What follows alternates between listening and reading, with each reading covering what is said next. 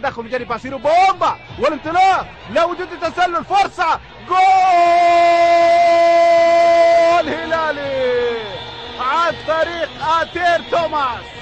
آتير توماس لاعب الارتكاز يسجل الهدف الهلالي الأول في كورة، في لقطة، في هفوة دفاعية من الأهلاوية، ينجح في التقدم، ينجح في الانطلاق، يضع الكرة في الشباك.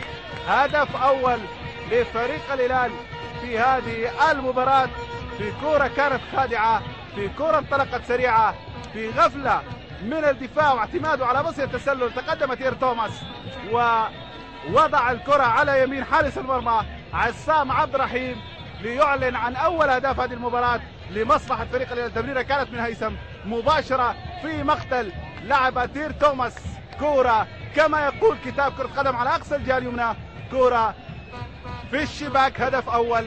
يتقدم الآن الهلال على أهل الشندي في هذه المباراة. كرة على الجهة اليمنى منقولة